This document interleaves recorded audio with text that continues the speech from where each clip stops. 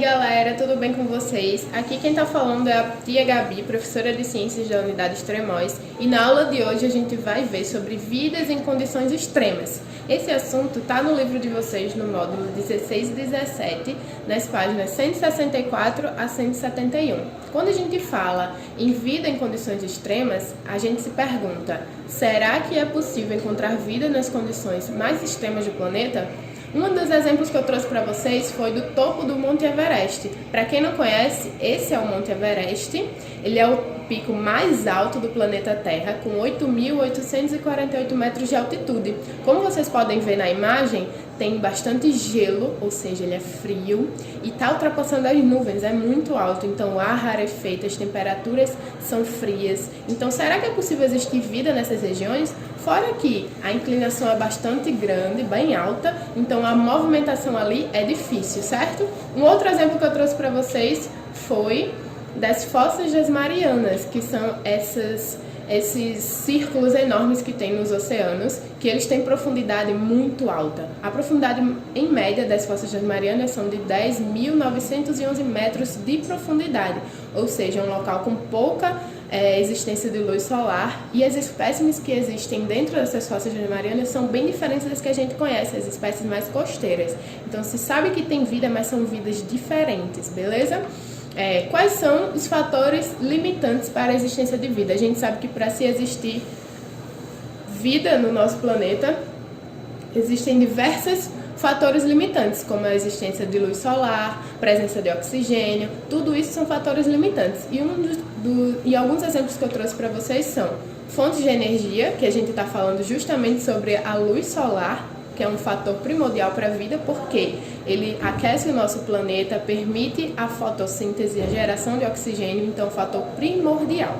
Outro ponto importante é a matéria orgânica e água no estado líquido. A água no estado líquido se torna um fator limitante justamente porque a gente não encontra água no estado líquido em todo o local do nosso planeta.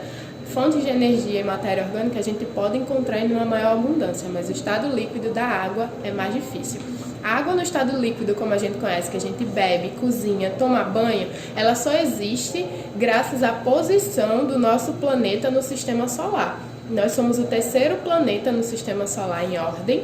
A gente vem depois de Mercúrio e Vênus, certo? Terra, Marte, Júpiter, Saturno, Urano, Netuno compõem o sistema solar. E essa posição de sermos o terceiro planeta na ordem permite que a nossa água esteja em estado líquido. Se a gente fosse mais próximo ao Sol, estaríamos no estado gasoso. E se fosse mais distante, a gente teria água no estado sólido, como gelo, beleza? De acordo com o tipo de ambiente, haverá adaptações necessárias para a sobrevivência. Sabemos que o ambiente seleciona as espécies mais adaptadas, então não seria diferente nessa situação de situações extremas, como no caso da altitude. A altitude, ela caracteriza o clima do nosso planeta. Ela é a distância vertical em um ponto específico e o nível do mar, certo? E ela proporciona para o planeta a sensação de maiores taxas de insolação, precipitação e uma menor pressão atmosférica. Tudo isso seleciona os indivíduos que vão conseguir sobreviver nas altitudes elevadas, como é o caso dos exemplos que eu trouxe, a lhama e a cabra das neves, que são animais que possuem um material antiderrapante nas suas patas para conseguir se locomover naquelas regiões de altitude elevada, e o iaque selvagem, que é parecido com o nosso boi, o touro, certo? Só que ele possui um material adiposo, um tecido adiposo mais grosso, e os pelos também para ajudar a manter a temperatura térmica do corpo.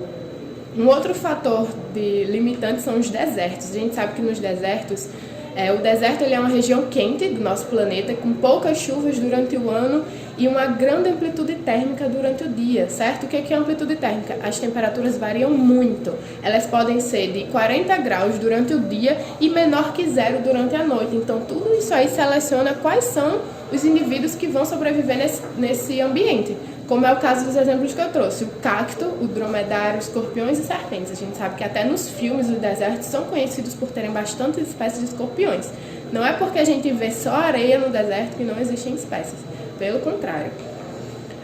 Algumas espécies desenvolveram os mecanismos fisiológicos e comportamentais compatíveis com as condições ambientais. Essas espécies sobreviveram, elas conseguiram se reproduzir com sucesso e estão passando essas adaptações para os seus próximas gerações, para suas próximas gerações. Isso se chama de adaptação. Exemplos de adaptações que eu trouxe: o fato de no deserto mamíferos e répteis só saírem para se alimentar à noite, justamente porque temperaturas à noite são mais amenas.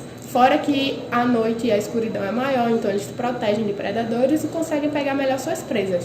Uma outra forma de adaptação, no caso de desertos ou temperaturas mais secas, é a estivação.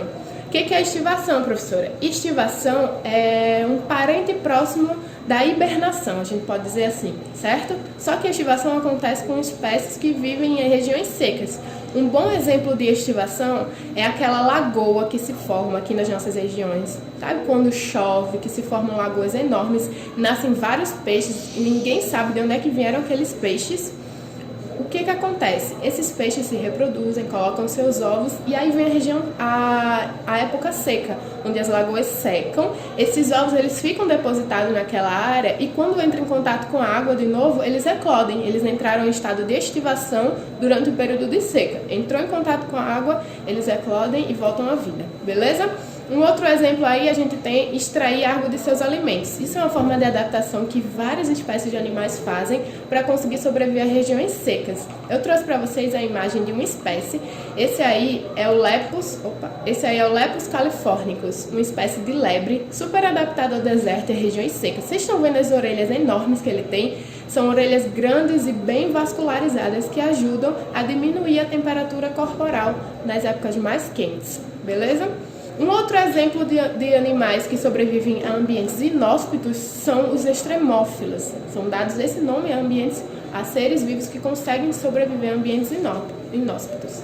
Aí a gente tem o exemplo do Lepus piscatorius, que no caso são os peixes pescadores. Ele é bem visto naquele filme da Dory, do Nemo. Essa espécie aparece com essa protuberância luminescente que ele tem na cabeça, atraindo a Dory na escuridão de locais que ele vive. Ele vive nas profundezas do oceano, então a gente não tem a presença de luz solar. Então essa protuberância luminescente serve justamente para isso, atrair as presas para servir de refeição para ele, para a alimentação do animal. E aí ao lado dele vocês têm o tardígrado, que é uma espécie animal que sobrevive a temperaturas tanto altas como baixas, muito altas e muito baixas, e até sobrevive ao vácuo, viagens aí no espaço, ele consegue sobreviver. Então é um animal que tem exatamente o termo que a gente fala de extremófilo, conseguir sobreviver a ambientes inóspitos, certo? Bom, pessoal, essa foi a aula de hoje. Eu espero que vocês tenham gostado, certo? Tenham compreendido. Qualquer dúvida que vocês tiverem, podem deixar aí embaixo nos comentários que a gente vai entrar em contato com vocês. E é isso. Até a próxima.